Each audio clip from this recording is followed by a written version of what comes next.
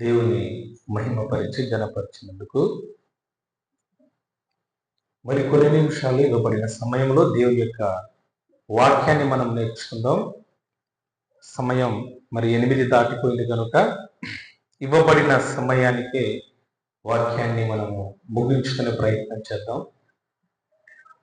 అల్పకాల జీవిత నేరానికి అనంతకాల శిక్ష అన్యాయమా? ఏమండి?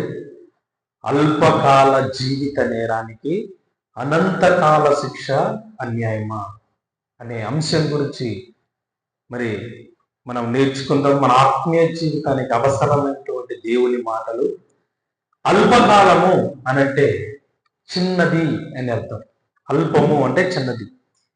ఈ అల్పకాల జీవిత నేరానికి అనంతకాల శిక్ష దేవుడు వేస్తాడా అనే దానికోసం మనము నేర్చుకుందాం. అల్పము అనంటే చిన్నది. మనం పుట్టినప్పటి నుండి చనిపోయేంత వరకు 60 ఏళ్ళు లేదా 70 ఏళ్ళు, అధిక బలం ఉన్న వాళ్ళు 80 సంవత్సరాలు బ్రతికిన ఇది దేవుని దృష్టికి అల్పమైన ఆయువు, చిన్నది. ఇది ఎక్కడ చెప్పాడు దేవుడు అంటే మీ అందరికి తెలుసు. కీర్తనల గ్రంథం 39వ అధ్యాయం 4వ వచనంలో అక్కడ మరి భక్తుడైన దావీదు గారి ద్వారా దేవుడు ఆ మాటలు చెప్పాడు. నా ఆయువు ఎంత అల్పమైనది, నీడ వంటిది, నీటి బుగ్గ వంటిది, ఆవిరి వంటిది అని దేవుడు తన భక్తుని ద్వారా పలికించాడు. అంటే మనిషి యొక్క జీవితం నువ్వు ఎంత కాలం బ్రతికినా ఈ లోకంలో, అధిక బలం ఉండి 100 సంవత్సరాలు బ్రతికినా అది దేవుని దృష్టిలో చిన్నది, అల్పమైనది.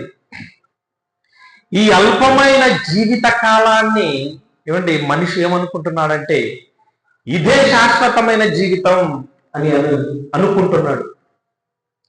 ఈ అల్పమైన జీవిత కాలాన్నే, ఈ అశాశ్వతమైన జీవిత కాలాన్ని మనిషి చిన్న జీవిత కాలాన్ని ఇది శాశ్వతము, ఇది తప్ప ఇంకేమీ లేదు, చావు తర్వాత ఇంకేమీ లేదు అనే స్థితికి రోజు మనిషి వచ్చేసాడు. ఏమండి చాలా మంది మేధావులు, గొప్పవాళ్ళు, వారి యొక్క జీవితాలను మనము ఒకసారి ఆలోచించగలిగితే చాలా మంది జీవితాలలో గొప్ప వాళ్ళని పేరు పొందిన వారి యొక్క ఆత్మకథలు అని చాలా మంది రాసుకున్నారు. ఆత్మకథలను రాసుకుని వారు పుట్టినప్పటి నుండి చనిపోయేంత వరకు, అంటే జనన మరణాల మధ్య ఈ జీవిత కాలం ఏదైతే ఉందో ఈ ఆయుష్ కాలంలో ఎక్కడ పుట్టారో, ఎక్కడ చదువుకున్నారో, చదువుకున్న తర్వాత ఏం చేశారో, ఎలా బ్రతికారో, ఎలా పోరాటం చేశారో, చివరికి ఎలా చనిపోయారో అన్న విషయాలు మాత్రమే ఆత్మకథలుగా రాసుకున్నారు చాలా మంది గొప్పవారి జీవితాలను మనము ఆలోచించగలిగితే. మరి చావు తర్వాత వీళ్ళందరూ ఏమైపోయారు అని మనం ఆలోచిస్తే ప్రియులరా, వీళ్ళందరూ తెలియకపోవటం వలన ఎవరు చెప్పలేదండి. మరణం వరకు ఉన్న ఈ జనన మరణాల మధ్య జీవిత కాలమే శాశ్వతము, చావు తర్వాత ఇంకేమి లేదు, జీవితం లేదు, ఇంకేమి లేదు, దేవుడు లేడు, ఏమి లేడు అనే స్థితికి వచ్చేసి ఆత్మకథల పేరిట ఏమండి ప్రపంచానికి తెలియకపోగా ఈరోజు ఇలా రాసుకున్నారు. ఒక మహాత్మా గాంధీ గారి జీవితాన్ని మనం చూసినా, లేకపోతే ఇంకా గొప్ప గొప్ప వాళ్ళ జీవిత ఆత్మకథలు మనం చూస్తే వాళ్ళు ఎలా పుట్టారో, ఎక్కడ చదువుకున్నారు, ఏం చేశారో, ఎలా చనిపోయారో ఇవి మాత్రమే ఉన్నాయి. కానీ చనిపోయిన తర్వాత ఏం జరిగింది, ఎక్కడికి వెళ్ళిపోయారు, ఎవరు రాయలేదు. ఎందుకు? చావు తరువాత ఏం జరుగుతుందో ఈ ప్రపంచానికి తెలియకపోవడమే. తెలియకపోవడం వల్ల ఈరోజు సమాజం ఏంటి పలు విధాలుగా ఈరోజు మాట్లాడుకుంటుంది. ఎలా మాట్లాడుకుంటుంది అని అంటే ఏమండి కొన్ని మాటలు సమాజంలో ఉన్నాయి. ఏంటి అని అంటే ఒక మాట దేవుడు బైబిల్లో రాయించాడు. మొట్టమొదటి దాన్ని చూడండి. యోబు గ్రంథం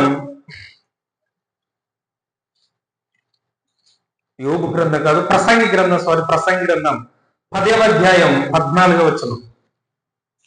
ప్రసంగి గ్రంథం 10వ అధ్యాయం 14వ వచనం చదవండి. కలుగబోవునది ఏదో మనుషులు ఎరుగవై ఉండినను బుద్ధిహీనులు విస్తారముగా మాట్లాడుతున్నారు. కలుగబోవునది మనుషులకు తెలియకపోయినను బుద్ధిహీనులు విస్తారంగా మాట్లాడుతున్నారు. కలుగబోవున్నదంటే చావు తరువాత ఏం జరుగుతుందో ఈ ప్రపంచ ప్రజలకు తెలియకపోయినా బుద్ధిహీనంగా మాట్లాడుతున్నారు చాలా మంది, విస్తారంగా. ఎలా అంటారా? కొన్ని చెబుతాను అండి. చాలా మంది ఏం మాట్లాడుకుంటారు అంటే, చనిపోయిన తర్వాత మరణించిన వారు కోరికలు తీరక మరణిస్తే ప్రేతాత్మలుగా దయ్యాలుగా మారి భూమి మీదికి మరలా తిరిగి వస్తాయి అని మాట్లాడతారండి చాలా మంది. అంటారు కదా ఏమండి, అతను చనిపోయాడు కానీ అతను ఇంకా తన ఇంటి చుట్టూ ఇంకెవరికో ఆత్మగా పడ్డాడంట అని మాట్లాడుకుంటారు చాలా మంది. అంటే ఎందుకు ఇలా అంటే, మరణం తరువాత ఏం జరుగుతుందో తెలియకపోయినా బుద్ధిహీనులు విస్తారంగా మాట్లాడుకుంటున్నారు. ఎలా కదా? ఇదిగో ఇలా మరణించిన తరువాత మనుషులు కోరికలు తీరక మరణిస్తే మరల భూమి మీదికి దయ్యాలుగా మారి వస్తారు అని మాట్లాడుకుంటారు, చెప్పుకుంటున్నారు. మరొకటేంటంటే ప్రియులారా, మరొకటేంటంటే మనిషి మరణించిన తరువాత దేవుడు వారిని మరొక జంతువుల రూపంలో దేవుడు వారిని పంపిస్తాడు, లేదా పుట్టిస్తాడు, ఈ లోకానికి పంపిస్తాడు అని మరి కొందరు మాట్లాడతారు. కుక్కగానో, నక్కగానో, ఆవుగానో, గేదెగానో, పందిగానో ఏదో ఒక జంతువు రూపంలో దేవుడు మనిషి మరణించిన తర్వాత మరలా భూమి మీదికి దేవుడు మనిషిని పంపిస్తాడు. ఏదో ఒక జంతువు రూపంలోనో, ఏదో ఒక పక్షి రూపంలోనుకో, ఏదో ఒక కీటకం రూపంలోనుకో, పురుగు రూపంలోనూ దేవుడు మనిషిని మరలా పుట్టిస్తాడు అనే ఆలోచనతో ఈరోజు మనుషులు తెలియకపోయినా బుద్ధిహీనులు విస్తారంగా మాట్లాడుకుంటున్నారు. మరొకటి ఏంటంటే ప్రియులారా, మరొకటి ఏంటంటే చాలా మంది నమ్మేది, మనిషి ఈ జన్మలో మనిషిగా బ్రతికి, మంచిగా బ్రతికి, ఎవరికి కీడు చేయకుండా, ఎవరికి హాని చేయకుండా బ్రతికి మరణించాడనుకోండి, చనిపోయిన తర్వాత దేవుడు మనిషిని మరలా మరొకరి గర్భంలో మనిషిగా పుట్టిస్తాడు. అంటే మనిషికి మరొక జన్మ ఉంది భూమి మీద అని మరికొందరు మాట్లాడుకుంటున్నారు. ఏమండి, చనిపోయిన తర్వాత మరణం తర్వాత ఏం జరుగుతుందో తెలియకపోయిన బుద్ధిహీనులు ఈ ప్రపంచంలో ఉన్న మనుషులు విస్తారంగా మాట్లాడుకుంటున్నారు. ఒక్కొక్కరు ఒక్కొక్క విధంగా మాట్లాడుకుంటున్నారు. మరొకటి ఏంటంటే ప్రియులారా, మరొకటి ఏంటంటే మరణించిన వారు, మనిషి మరణించిన తర్వాత ఇంకేమీ లేదు, చావు తర్వాత ఇంకేమీ లేదు, మట్టిలో కలిసిపోతుంది శరీరం. ఈ దేహం లేకపోతే ఆత్మ ఇది గాలి, అనంత వాయువులో గాలిలో కలిసిపోతుంది. చావు తర్వాత ఇంకేమి లేదు, దేవుడు లేడు, దయ్యము లేదు, నరకము లేదు, పరలోకం లేదు, ఇంకేమీ లేదు. ఇవన్నీ అబద్ధం. ఇప్పుడు ఉన్న జన్మనే, ఇప్పుడు ఉన్న జీవితమే, ఇదే మనిషికి ఇంకేమీ లేదు చావు తర్వాత అని మరి కొందరు అనుకుంటున్నారు. ఎందుకంటున్నారు ఇలా అంటే పిల్లరా, బుద్ధిహీనులు విస్తారంగా కలుగబోవది ఏదో తెలియకపోయినా చావు తర్వాత ఈ ప్రపంచం పలు విధాలుగా మాట్లాడుకుంటున్నారు. ఒకరేమో దయ్యాలుగా మారి భూమికి వస్తారు అని చెప్పుకుంటున్నారు. మరొకరేమో ఏమండి, మనిషిని దేవుడు మరొక జంతువు రూపంలోనుకో, పక్షి రూపంలోనుకో దేవుడు మనిషిని పుట్టిస్తాడు, మరలా ఈ భూమికి పంపిస్తాడు అనుకుంటున్నారు. మరికొందరు మనిషి మంచిగా బ్రతికి మరణిస్తే మరొకరి గర్భంలో పుట్టిస్తాడు అంటున్నాడు. మరికొందరు ఇంకేమి లేదు చావు తర్వాత అని అనుకుంటున్నారు. ఎందుకంటున్నారు అంటే ఈ ప్రపంచానికి తెలియదు, తెలియకపోవడమే గొప్పవాళ్ళు, శాస్త్రవేత్తలు, మేధావులకు సైతం చావు తర్వాత ఏం జరుగుతుందో, ఆత్మ ఎక్కడికి వెళ్ళిపోతుందో తెలియనందుకే ఒక్కొక్కరు ఒక్కొక్క విధంగా ఈరోజు సమాజం మాట్లాడుకుంటుంది. మేధావులు సైతం, గొప్పవాళ్ళు సైతం అండి చెప్పలేకపోయారు. కానీ ఒకే ఒక్కరు చెప్పారు, చావు తర్వాత ఏం జరుగుతుందో దేవుడు చెప్పాడు. ఎక్కడ చెప్పాడంటే ప్రియులారా, మార్కు సువార్త 16వ అధ్యాయం 16వ వచనాన్ని చదవండి. మార్కు సువార్త 16వ అధ్యాయం 16వ వచనం.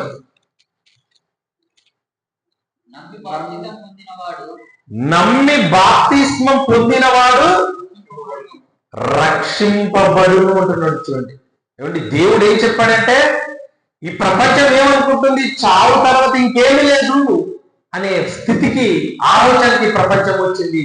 మేధావులు సహితం అనుకుంటున్నారు, చెబుతున్నారు. కానీ బైబిల్ ఏం చెప్తుందో ఒకసారి జాగ్రత్తగా పరిశీలిస్తే పిల్లరా, నమ్మి బాప్తిస్మం పొందినవాడు రక్షింపబడును అంటున్నాడు. చూడండి, నువ్వు దేవుని దగ్గరకు వచ్చి బ్రతికుండగా దేవుని తెలుసుకొని బాప్తిస్మం పొంది మారి నువ్వు బ్రతికి దేవుని కోసం బ్రతికేవాళ్ళ రక్షణలోనికి ప్రవేశించి చనిపోయిన తర్వాత నీ ఆత్మ ఎక్కడికి వెళ్ళిపోతుంది తెలుసా? రక్షణలోకి వెళ్ళిపోతుంది, మరో లోకానికి వెళుతుంది, మరో జీవితం ఉంది అని చెప్పాడండి దేవుడు. ఈ ప్రపంచంలో మేధావులు, శాస్త్రవేత్తలు, గొప్పవాళ్ళు తెలియని మహాజ్ఞానాన్ని దేవుడు తన గ్రంథంలో దేవుడి ప్రపంచానికి చెప్పాడు. ఏం చెప్పాడు? నమ్మి బాప్తిస్మం పొందినవాడు ఏమవుతుందంటమ్మా? రక్షింపబడతాడు. నువ్వు దేవుని నమ్మకుండా, దేవుని దగ్గరికి రాకుండా, దేవుని తెలుసుకోకుండా నీ కోసమే బ్రతికి తప్పులను చేసి, పాపాలను చేసి చివరికి మరణించామనుకో ఏం జరుగుతుందన్నాడు? నమ్మి బాప్తిస్మం పొందిన వాడు రక్షింపబడను, నమ్మని వానికి ఏంటంటమ్మా? శిక్ష విధింపబడును. ఎప్పుడు ఏంటి శిక్ష? ఎప్పుడు? ఈ భూమి మీద కాదు ప్రియులరా, చనిపోయిన తరువాత దేవుని దగ్గరికి రానందుకు, దేవుని తెలుసుకోనందుకు, ఆ దేవుని కోసం బ్రతకనందుకు నీకు శిక్ష ఉండదు. ఈ లోకంలో కాదు. ఎక్కడ? మార్కు సువార్త 9వ అధ్యాయం 48వ వచనం చూడండి. మార్కు సువార్త 9వ అధ్యాయం 48వ వచనం. మార్కు సువార్త 9వ అధ్యాయం 48వ వచనం. నరకమున్న వారి పురుగు చావదు. శిక్ష ఎక్కడ? నమ్మని వారికి శిక్ష విధింపబడినవాడు. ఎక్కడంటే పిల్లరా, ఇక్కడ కాదు. నరకమున వారి పురుగు చామదాన్ని ఆడదు. అంటే నువ్వు నమ్మావా, దేవుని తెలుసుకున్నావా, దేవుని దగ్గరకు వచ్చావా, దేవుని మాట విని మారవలసుకుండేవా, అయితే నువ్వు చావు తర్వాత మరో లోకానికి వెళ్ళిపోతావు, మరో జీవితం ఉంది. దేవుడు ఉన్నటువంటి మహాలోకం నీకు ఇవ్వబోతున్నాడు అని దేవుడు చెప్పాడు. నువ్వు దేవుని దగ్గరికి రాకుండా, దేవుని తెలుసుకోకుండా, దేవుని నమ్మకుండా పాపం చేస్తూ పాపంలోనే మరణించాలనుకో, నమ్మనందుకు నీకు నరకముల శిక్ష ఉంది. అంటే చావు తర్వాత నీకు మరో జీవితం ఉంది, మరో బ్రతుకుందని ఎవరు చెప్పారు? దేవుడు చెప్పాడు, బైబిల్ చెప్పింది. ఏమిటి? ఈ సువార్తను, ఈ మహాజ్ఞానాన్ని, చావు తర్వాత జరగబోయే మహాజ్ఞాన సంగతులు ఈరోజు మనం చెబుతుంటే చాలా మంది అవమానిస్తున్నారండి దేవుణ్ణి, బైబుల్ని. ఇది మత గ్రంథం అంటున్నారు, మాకు అవసరం లేదు అంటున్నారు. ఏంటి? దేవుని నమ్మండి, యేసుక్రీస్తును రక్షకుని అంగీకరించండి, చావు తర్వాత మీరు రక్షింపబడతారు, స్వర్గానికి వెళ్ళిపోతారు, శాశ్వతమైన జీవితానికి, పరలోకానికి వెళ్తారని చెబుతుంటే కొన్ని ప్రశ్నలు వేశారండి ప్రియులారా ఈ ప్రపంచం. ఏంటి అనంటే 3 ప్రశ్నలు సంధించారు ఈ ప్రపంచానికి. వాళ్ళు ఎవరంటే మేధావులు, శాస్త్రవేత్తలు లాంటి మరి గొప్ప వాళ్ళు అనుకుంటారు. వాళ్ళు 3 ప్రశ్నలు సంధించారు. అవేంటో మనం జాగ్రత్తగా ఆలోచిద్దాం. చూడండి పిల్లలు, ఏంటది అనంటే, మీరు నరకము, పరలోకము ఉందని చెబుతున్నారు, మంచిదే. మరి భూమి మీద ఉన్న మనుషులకు స్వర్గం, నరకం, పరలోకము, పాతాళమని ఉంటే దేవుడు భూమి మీద ఉన్న మనుషులకు ఎందుకు చూపించకుండా ఉన్నాడు అని ప్రశ్నించారు. ఏం ప్రశ్నించారంటే, పరలోకం నరకం ఉన్నాయి, చావు తర్వాత మన లోకం ఉంది, దేవుడు ఉండే లోకం ఉంది, నువ్వు దేవుడి కోసం బ్రతకకపోతే నరకం ఉంది, దేవుడు నమ్మండి అని అంటే ప్రకటిస్తే నరకం ఎక్కడుంది, పరలోకం ఎక్కడుంది? ఇవన్నీ లేవు, అబద్ధం. చావు తర్వాత ఇంకేమి లేవు. నరకమైన, స్వర్గమైన, దుఃఖమైన, కష్టమైన భూమి మీద బ్రతుకున్నప్పుడే, చావు తర్వాత ఇవన్నీ లేవు. ఉంటే ఒకవేళ దేవుడు ఎందుకు భూమి మీద ఉన్న మనుషులకు చూపించకుండా ఉన్నాడు అని ప్రశ్నించారు.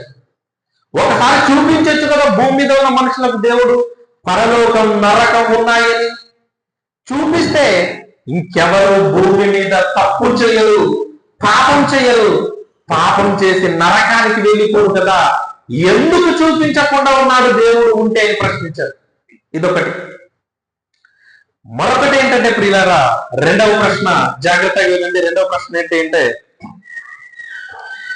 దేవుడు మనకు ఆయన ఏమవుతాడు? మనం ప్రార్థన చేస్తాం కదా, పరలోకమందున్న మా తండ్రి అంటున్నాం. అంటే దేవుడు భూమి మీద ఉన్న మనుషులకు తండ్రి అయితే, భూమి మీద ఉన్న మనుషులందరూ ఆయనకు పిల్లలైతే,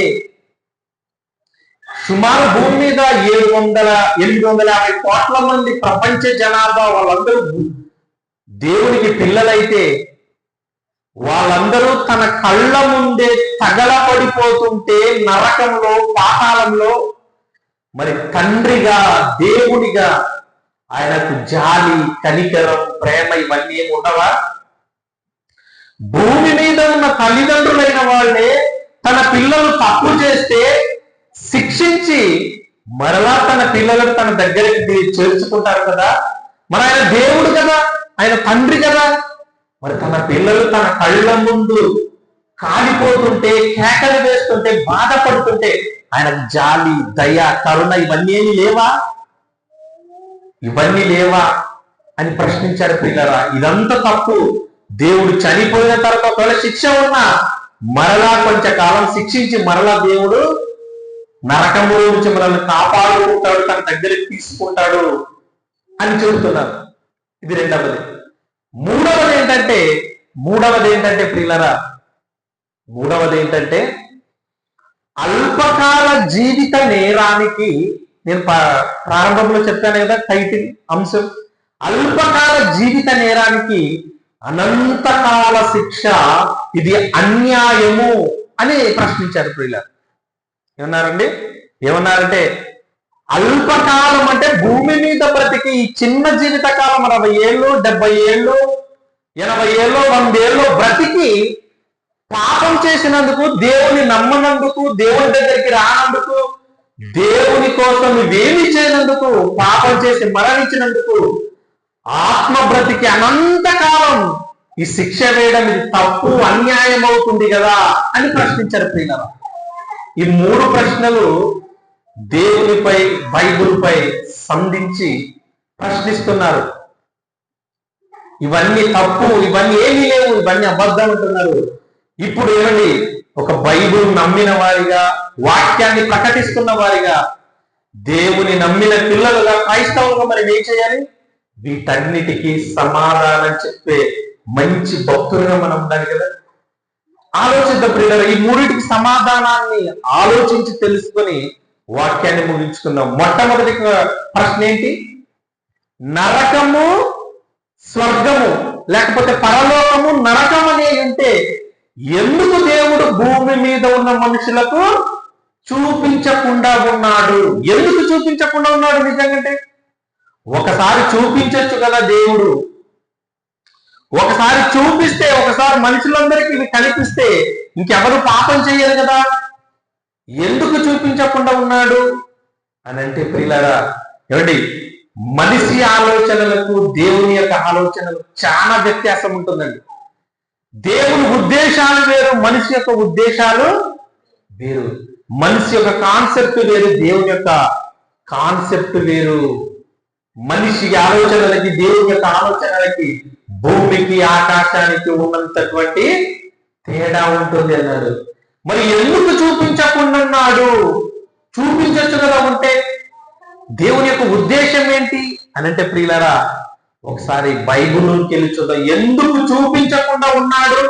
నరకం పరలోకం ఉన్నా ఎందుకు దేవుడు చూపించకుండా ఉన్నాడంటే, కీర్తనల గ్రంథం ఒకసారి చూడండి. కీర్తనల గ్రంథం 14వ అధ్యాయం. కీర్తనల గ్రంథం 14వ అధ్యాయం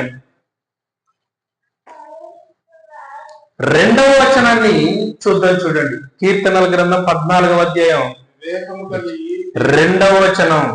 వివేకము కలిగి దేవునిని వెదకువారు కలరేమో అని యెహోవా ఆకాశము నుండి చూచి నరులను పరిశీలించనుంటున్నాడు. చూడండి పిల్లలు, దేవుడు ఏమనుకుంటున్నాడు? దేవుని యొక్క ఆలోచన ఏంటి?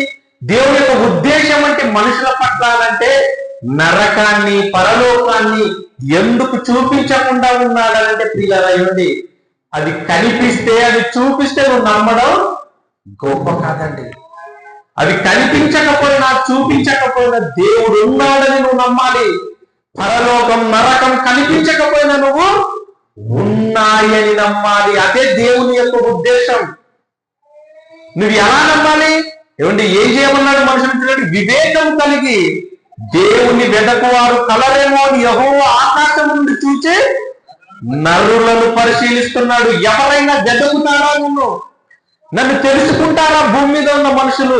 పరలోకం కనిపించకుండా పెట్టాను, నరకం కనిపించకుండా పెట్టాను, అయినా మనుషులు నన్ను వెదకి తెలుసుకోవాలి. ఎక్కడ వెతికి తెలుసుకోవాలి అంటే? పరలోకం నరకం కనిపించదు, దేవుడు కనిపించాడు. మరి ఎక్కడ తెలుసుకోవాలి? ఎక్కడ వెతకాలంటే అండి, 66 పుస్తకాల రూపంలో దేవుని యొక్క మహాజ్ఞాన గ్రంథం దేవుడు మన చేతిలో పెట్టాడు. ఇందులో ఏముంది? పరలోకం ఎక్కడుందో, నరకం ఎక్కడుందో, దేవుడు ఎలా ఉంటాడా, దేవుడు ఎవరో, అన్ని సంగతులు దేవుడు వ్రాయించి మన చేతిలో పెట్టాడు. నువ్వు వెతకాలి, వాక్యాన్ని వెతకాలి, వాక్యాన్ని చదవాలి, పరిశీలిస్తే నీకన్నీ అర్థమవుతాయి. అందుకే దేవుడు నువ్వే తెలుసుకోవాలనే దేవుడు వాటిని కనిపించకుండా చూపించకుండా పెట్టేశాడు. నువ్వు తెలుసుకోవాలి. నరకం కనిపించదు, పరలోకం కనిపించదు, దేవుడు కనిపించడు, అయినా ఉన్నాయని నువ్వు వెతకాలి. వాక్యం ద్వారా నువ్వు వెతకి పరిశీలించి తెలుసుకుంటే నీకు అన్నీ అర్థమవుతాయి. నువ్వు తెలుసుకోవాలని దేవుడు వాటిని చూపించకుండా పెట్టాడు. ప్రియులారా, ఇది మొదటి దానికి సమాధానం. ఎందుకు చూపించకుండా ఉన్నాడు? నువ్వే తెలుసుకోవాలి, నువ్వే వెదకాలి, దేవుణ్ణి వెదకాలి, దేవుణ్ణి పరిశీలించాలి. నరకం తెలుసుకోవాలంటే వాక్యాన్ని చదవాలి, పరలోకాన్ని తెలుసుకోవాలంటే వాక్యంలో చదివి పరిశీలిస్తే నీకు అర్థమవుతుంది. అందుకే చూపించకుండా ఉంచేశాడండి. ఇది మొదటి దానికి సమాధానం. ఇప్పుడు రెండవది ఏంటి? భూమి మీద ఉన్న మనుషులందరూ పరలోకంలో ఉన్నటువంటి దేవునికి పిల్లలమైతే, ఆయన మన తండ్రి అయితే, పాపం చేసినందుకు దేవుడు తన పిల్లలందరినీ తన కళ్ళ ముందే కాల్ చేస్తుంటే, తగలబడిపోతుంటే దేవునికి దయ, జాలి, ప్రేమ, కనికరం తన పిల్లలపై రాదా అని ప్రశ్నించారు. భూమి మీద ఉన్న తన తల్లిదండ్రులే తన పిల్లలు తప్పు చేస్తే శిక్షించి మరలా తన పిల్లలు తన దగ్గరికి చేర్చుకుంటారే, మరి ఆయన తండ్రి అయితే ఆయనకి ఏమి లేదా అని ప్రశ్నించారు. దేవుడు కొంతకాలం శిక్షించి మరలా మనల్ని కాపాడుకుంటాడు అనే ఆలోచనలోకి వచ్చేసారండి. ఏంటి ఈ క్వశ్చన్ ఆన్సర్ ఏంటంటే, పిల్లరా, మనము దేవునిలో నుండి వచ్చిన దేవుని పిల్లలమైన, దేవుని ఆత్మలో నుండి విభజింపబడి వచ్చిన పిల్లలమైన, ఏమండి, మనలందరినీ కాపాడుకోవాలని చూస్తున్నాడు దేవుడు. ఎవరు నరకానికి పోకుండా, ఎవరు నశించిపోకుండా, ఎవరు పాతాళానికి జారిపోకుండా కాపాడుకోవాలి, రక్షించుకోవాలి. ఎలాగైనా నా పిల్లల్ని నేను కాపాడుకోవాలనే దేవుడు నీకోసం ప్రతిరోజు ఎదురు చూస్తూ అనేక మంది ద్వారా, సువార్తికుల ద్వారా, భక్తుల ద్వారా, బోధకుల ద్వారా వాక్యాన్ని ప్రకటింపజేసి రా, నా దగ్గరికి రాని దేవుడు చెబుతున్నా ఏంటి మనిషి ఎంత చెప్పినా, ఎన్నిసార్లు చెప్పినా, ఎన్ని రోజులు వాక్యాన్ని విన్నా మారకుండా, దేవుణ్ణి తెలుసుకోకుండా, దేవుని దగ్గరికి రాకుండా, ఆ దేవుని నువ్వు పట్టించుకోకుండా, మారకుండా బ్రతికితే మరణించేంత వరకు, నువ్వు చనిపోయేంత వరకు, ఎంతమంది నీకు వాక్యం చెప్పినా మరణించేంత వరకు నువ్వు దేవుని దగ్గరికి రాకుండా చనిపోతే ఏం చేస్తాడండి దేవుడు? దేవుడు ఇంకేమి చేయలేదండి, శాశ్వతంగా విడిచిపెట్టేస్తాడు. జాగ్రత్తగా దేవుడు శాశ్వతంగా నిన్ను చెయ్యి విడిచిపెట్టేస్తాడు. నిన్ను మరణించే లోపు ఎలాగైనా కాపాడుకోవాలి, రక్షించుకోవాలి అని అనుకుంటున్నాడు దేవుడు. కానీ నువ్వు మరణించేంత వరకు చావు నీ దగ్గరకు వచ్చేంత వరకు నువ్వు మారలేదు. ఎంతో మంది వాక్యాన్ని చెప్పారు, ఎంతో మంది నీకు వచ్చి చెప్పారు మారయ్యాని, అయినా నువ్వు మారలేదు, దేవుడి దగ్గరికి రాలేదు. కాబట్టి దేవుడు ఇంకేమి చేయలేడండి. ఆయన తండ్రి అయినా, నువ్వు కుమారుడు అయినా, ఆయన ఆత్మలో నుంచి నువ్వు విభాగింపబడి వచ్చినా చావు తరువాత దేవుడు ఇంకేమి చేయలేడు. చనిపోయిన తర్వాత నిన్ను కాపాడలేడు, చనిపోయే లోపు నిన్ను కాపాడాలనుకుంటున్నాడు దేవుడు ఎలాగైనా. కానీ నువ్వు రాలేదు కదా, నువ్వు మారలేదు కదా, దేవుని మాటలు నువ్వు పట్టించుకోలేదు కదా, పాపం చేస్తూ చేస్తూ చేస్తూ చేస్తూ చచ్చిపోయావు. ఇంకా దేవుడు ఏం చేస్తాడు? దేవుడి చెయ్యి దాటి పోయింది అండి. దేవుడు చెయ్యి దాటిపోయిన తర్వాత దేవుడు ఏం చేస్తాడంటే, దేవుడు శాశ్వతంగా తన చెయ్యి నిన్ను విడిచిపెట్టేస్తాడు. ఇది ఎలా విడిచిపెట్టేస్తాడా? తనలో నుంచి వచ్చిన పిల్లలు కదా మనం, ఆయన తండ్రి కదా, ఆయన దేవుడు కదా, దేవుడికి బాధ ఉండదా అంటే బాధ ఉన్న దేవుడు విడిచిపెట్టేస్తాడు. ఎలాగంటారా? ఇది మీకు అర్థం కావాలని జాగ్రత్తగా చెప్పాలి కదండి. ప్రియులారా, నేను బోధిపాడు నుంచి మీ గ్రామానికి వచ్చాం వాక్యం చెప్పడానికి. ఎలా వచ్చాం? బైక్ మీద వచ్చాం. వస్తూ వస్తూ వస్తూ మాకు మధ్యలో ప్రమాదం జరిగి యాక్సిడెంట్ అయిపోయింది అనుకోండి. యాక్సిడెంట్ అయిపోయిన తర్వాత నా దేహం అంతా గాయాలు, దెబ్బలైపోయాయి. నా శరీరంలో ఉన్నటువంటి అవయవాలు, నా కాలు, నా చెయ్యి అండి తెగిపోయి వేరైపోయాయి అనుకోండి. అప్పటి వరకు నా శరీరమే, నా కాలు, నా చెయ్యి, నా అవయవాలే అతుక్కున్నంత వరకు. కానీ ఏం జరిగింది? ప్రమాదం జరిగి నీ అవయవాలు, నీ శరీరంలోంచి ఏమైపోయాయి? వేరే అయిపోయాయి, విడిపోయాయి. నా శరీరమే కదని, ఏమండి, నా శరీరమే, నా కాళ్ళు, నా చేతులు, నా ముక్కు, నా దేహమే కదని తెగిపోయిన అవయవాలు తీసుకెళ్ళి హాస్పిటల్కి వెళ్ళి, ఏమండి నా అవయవాలు తెగిపోయాయి, నా కాళ్ళు, నా చేతులే, నాకు కుట్లు వేసి అతికించండి అంటే ఏమంటారండి? అతుక్కుంటాయా? ఏమండి అతుక్కోపోయినారా? విడిపోయిన దేహాలు, విడిపోయిన అవయవాలు ఇక శాశ్వతంగా వేరైపోవలసిందే. నీ కాలు, నీ చెయ్యే, కానీ